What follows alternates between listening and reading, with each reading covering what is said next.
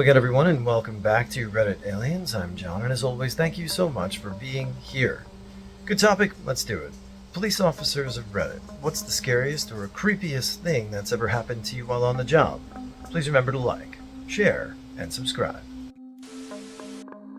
Dispatcher here. Had a woman call in on 911 whispering. Could barely understand anything, but I managed to get an address. I kept a line open until the officers got there. Officers get to the house and a male steps out. They ask him why someone dialed into 911. He says must have been an accidental dial, and there's no emergency.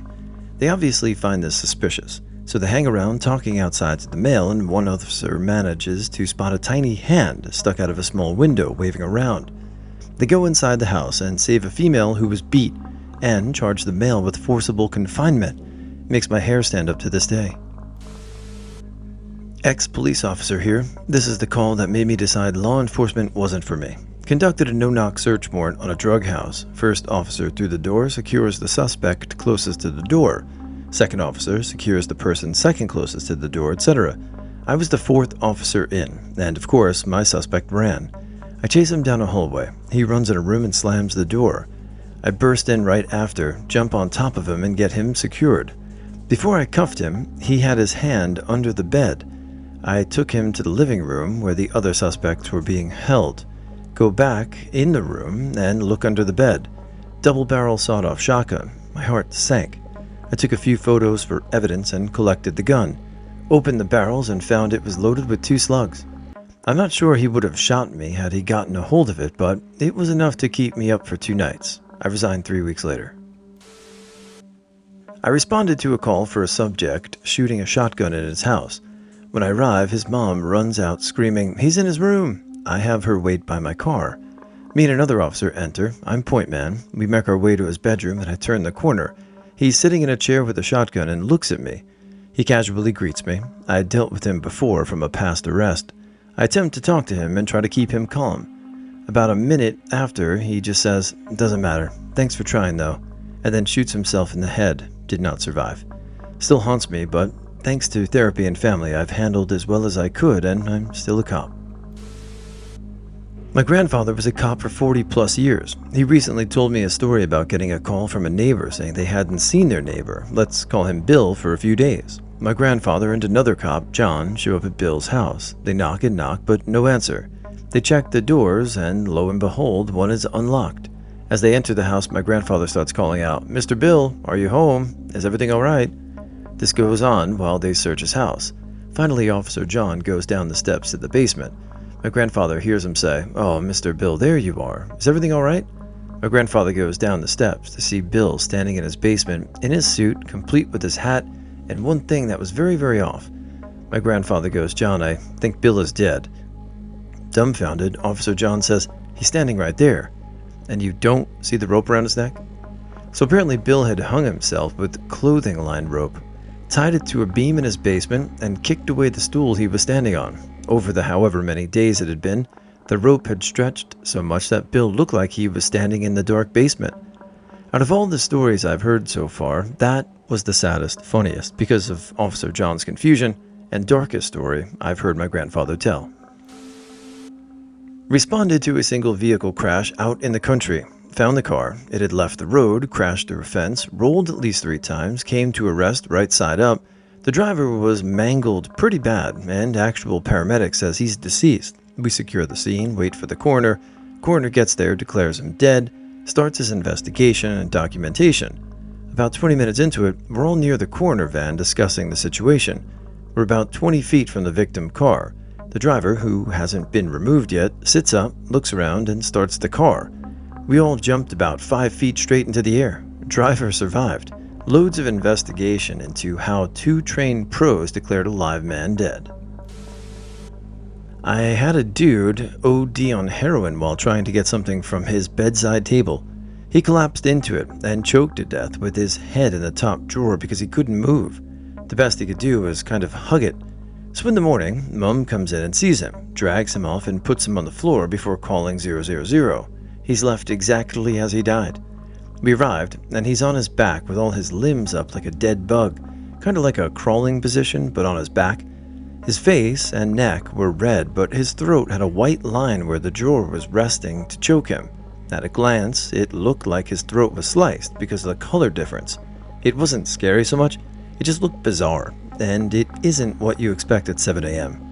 I don't think I'll ever forget that sound of the undertakers straightening out the rigor mortis joints. This older lady calls because her husband went outside to cut wood and didn't come back for lunch. He was recently diagnosed with a terminal illness. Anyway, we end up locating him in his barn hanging by the neck from a rafter. The other deputy had been on the job while and seen most all. I, on the other hand, was new and hadn't seen shit. He'd been hanging a while because his neck was stretched out and his feet and ankles were filled with blood. He tells me to grab his thighs while he cuts the rope. Once the rope was cut, the old guy flopped over my shoulder, which forced all the air out of him through his throat and voice box. I can't really describe it, but it was like the loudest and longest moan I'd ever heard. I screamed and dropped him. I felt bad for both. Well, I mean, he made his choice, and not much you can do about that. I guess I might not agree with it, but it's his life and his choice, so all the best to his widow. Not a cop, but a former EMT. I worked the night shift, and this was either the night before or the night of Halloween. We get a call to BFE for generalized pain, which is a giant red flag for us because that could range from I hurt my finger to I got shot and I'm dying, but I don't want the cops to come. Now, since this is a night shift, we get this call about 3 a.m. So we get there, and it's a creepy old lady who get us to go into the house from the garage. Why? Because she has a TV blocking the front door out of fear of zombies or something showing up to rob her. Weird, right? Well, this garage was pitch black. We asked her to turn on the light, and she wouldn't do it because squirrels chewed up the wires. So my partner and I kinda gave a weird look to each other, but didn't think much of it since we thought it was some Halloween thing. We go inside, and there's a single mattress on the floor. No other furniture besides that. TV blocking the front door. The patient is the crazy lady's daughter. She's got chronic pain, so it's no big deal. So we get her to the truck, and something seems off with the crazy lady. So I automatically close the door to the truck, leaving the medic and patient in there, since he's much bigger than me, he can handle himself, and patient already strapped to the stretcher. So I'm outside the truck, and crazy old lady is standing there with her arm in a sling that she had just put on. I asked her to leave so I could go to the hospital. She tries to hand me a Diet Coke for her daughter, and I refuse. This sets her off. She throws the Coke and runs off toward the house, but only a few feet before she turns back around and starts coming at me. I see something in her hand. She had pulled a knife out. My paramedic then opens the door to tell me he's ready to go, and it startles the lady enough for me to be like, "Alright, let go." And off we go to the hospital. I went home and cried. That was the first time I was almost killed on duty, and it was 3 a.m. at Halloween.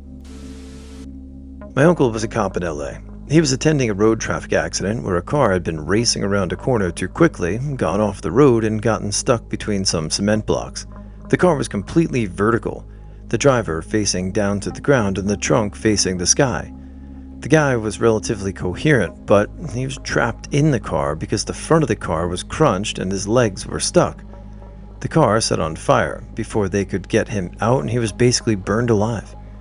When they got the car out, all that was left was bones, apart from his fleshy legs that were preserved in the footwell. One time I was chasing a burglary suspect, and he ran into a farmer's market, which also happened to be a homeless camp. I knelt down to look for him and stuck my knee completely in a pile of human feces. It soaked through my pants. As soon as we found the guy, I rushed back to the station and tried to wash it as thoroughly as I could with antibacterial soap, but still. Ugh. One that just recently happened to me that was pretty creepy. I had an assist with a rescue call. Dispatch said the caller came home from the store and found her sister unconscious in her bed. When we got there, you could clearly tell her sister was deceased.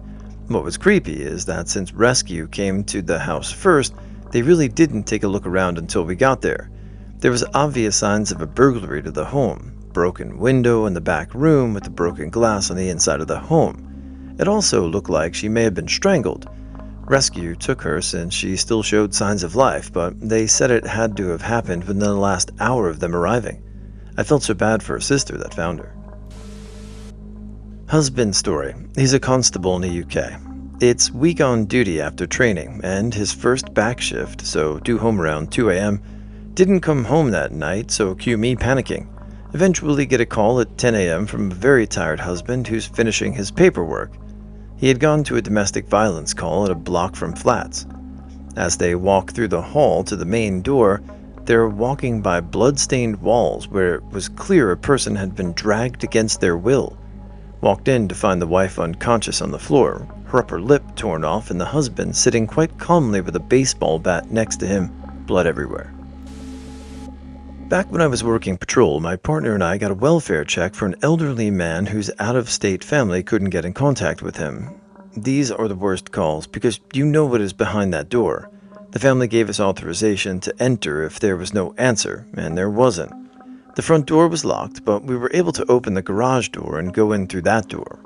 The garage gave us signs of what was to come inside the house. It was filled with junk from floor to ceiling, front to back, with just a little walkway to the door to the house. After taking a few steps to the garage, we knew what we would find. The smell was overwhelming.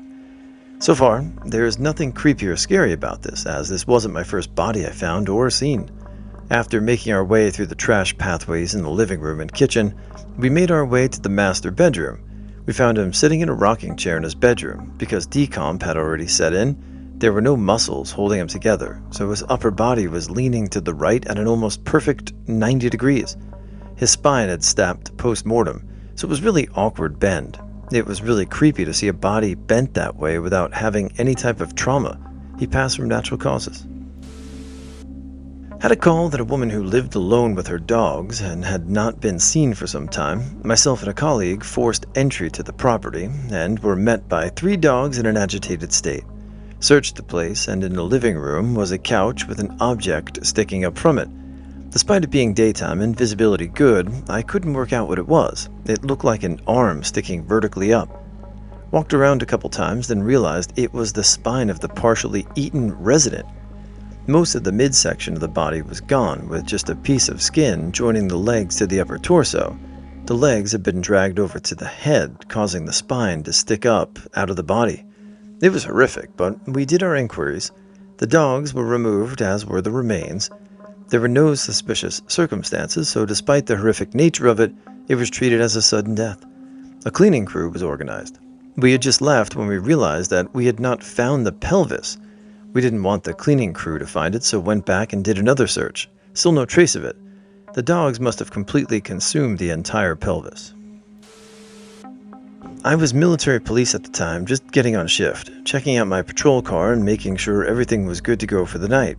During shift change, most patrols are called back to turn everything in and go home while the next shift is going out. I'm standing outside my patrol car making sure my radar is calibrated when I hear the radio go off and dispatch tells us they received a call about a man with a gun walking towards the main gate. I look up at one of my partners and he's standing next to his car, and we just kind of gave each other this oh shit look. We both get into our patrol cars and haul ass to the main gate. I probably hit 80 or 90 miles per hour on the way there. I roll up to the gate and roll down my window, and I ask one of the soldiers there that check IDs where this guy is, and he just points down the road off base. Technically it was military property, even though it was outside of the gate, up until it gets to a stoplight in the nearby town. So I hightail it down the road and try and find this guy. My mindset this whole time is thinking it's an active shooter, like what happened at Fort Hood, or maybe it's a terrorist attack. Not even a year earlier, the FBI caught a guy trying to sneak a bomb into the base. I finally see the guy and I turn on my spotlight, and sure enough I see a reflection from his hand like a light is gleaming off of metal. I slam the brakes and put it into park and hop out, draw my pistol, and start shouting at the guy, "Let me see your hands! Put the hands in the air!" Then I see what the reflection was from his hand. The guy was carrying a thermos. My partner gets there right behind me, and I still have him at gunpoint. Poor guy was probably pissing himself. My partner pats him down to confirm that he did in fact have no weapons on him. Apparently someone else drove by the guy and saw the reflection of his thermos and thought it was a gun too and called it in. I had to fill out some paperwork on the guy, so I told him to sit in my passenger seat because it was cold out that night. I couldn't stop apologizing to the guy. Apparently he was convicted of a DUI, which is why he was walking in the first place, and he worked as a janitor at one of the schools on base. It's more funny than anything now, but scary for me at the time because I thought I was about to get into a gunfight.